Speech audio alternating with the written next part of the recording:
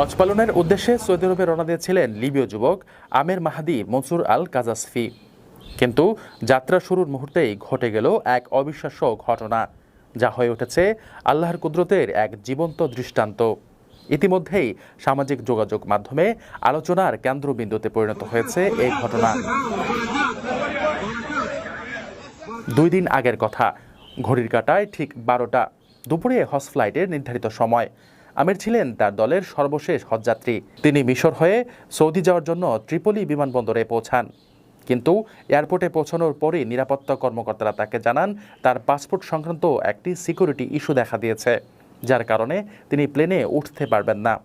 বাকিরা বোর্ডিং শেষ করে প্লেনে উঠে যান, আর আমের একা বসে থাকেন হজের আশাভঙ্গের আশঙ্কা নিয়ে। পরিস্থিতি দেখে এক নিরাপত্তা কর্মকর্তা দুঃখের সঙ্গে বলেন, সবই আল্লাহর ইচ্ছা, হয়তো এ হজযাত্রা তোমার কপালে ছিল না। কিন্তু আমের ভয় পাননি, তার মুখে ছিল দৃঢ় বিশ্বাস ভরা জবাব, ইনশাআল্লাহ প্লেনটি উড়বে না, আবার আসবে। আমার নিয়ত হজ, আমি অবশ্যই যাব। প্রবল বিশ্বাসের সঙ্গে দেওয়া তার এ জবাবের কিছুক্ষণ পরই ঘটে যায় প্রথম বিস্ময়। এয়ারপোর্টে ঘোষণা এলো প্লেনটিতে যান্ত্রিক ত্রুটি দেখা দিয়েছে আর সেটি ফিরে আসছে। বিমানবন্দরে সবার চোখ বিস্ময়ে বড় হয়ে গেল, কিন্তু তাতেও পাইলট আমিরের জন্য দরজা খুলেননি। দ্বিতীয়বারও আমিরকে ছেড়ে উড়ে গেল বিমানটি, কিন্তু মাঝ আকাশে বিমানটি আবারও বিপাকে পড়ে।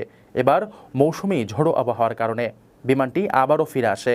তখন পাইলট নিজেই বলেন, আল্লাহর কসম, আমি আর উড়ব না যতক্ষণ না আমের প্লেনে ওঠেন। অবশেষে বিমানের দরজা খুলে দেওয়া হয় শুধু আমেরের জন্য, আর তিনি উঠে পড়েন সেই বিমানে। সৌদি পৌঁছে আমের মাহদি মনসুর আল কাজাসফি নামে ভাগ্যবান এ যুবক একটি ভিডিও বার্তায় বলেন, আমার আনন্দ ভাষায় প্রকাশযোগ্য নয়, আল্লাহ তার কুদরত দেখিয়েছেন।